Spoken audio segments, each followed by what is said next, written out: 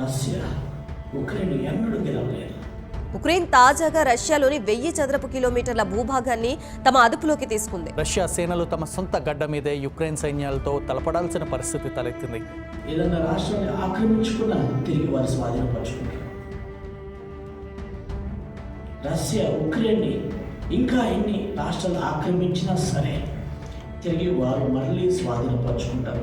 Ukraine president Zelensky కూడా తాజా పరిణామాలపై స్పందిస్తూ పుతిన్ తమపై అనవసరంగా యుద్ధానికి దిగాడు, ఇప్పుడు తాము కూడా తమ సత్తా ఏంటో చూపిస్తామని చెప్పారు. రష్యా కన్నా బలమైన దేశంలో ఉక్రెయిన్ రాబోతా ఉంది. రష్యా కన్నా ఎదుగుదల కలిగిన దేశంలో ఉక్రెయిన్ రాబోతా ఉంది. దేవుని మహాత్మ చేత దేశాన్ని దేవుడు సమాధానపరచబోతున్నాడు. రష్యా జెండాను చించి కింద పడేసి యుక్రెయిన్ జెండాను ఎగురవేస్తున్న దృశ్యాలివి.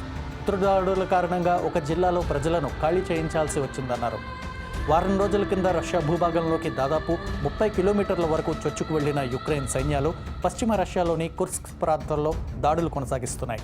2022 ఫిబ్రవరిలో యుక్రెయిన్పై పూర్తి స్థాయి దాడిని ప్రారంభించిన తర్వాత రష్యన్ భూభాగంలో యుక్రెయిన్ సైన్యాలు చేసిన అతి పెద్ద చొరబాటు ఇది.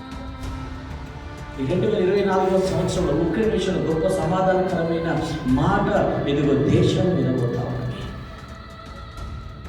రెండవ ప్రపంచ యుద్ధం తర్వాత మొట్టమొదటిసారి రష్యన్ భూభాగం విదేశీ దాడికి ఆక్రమణకు గురైంది.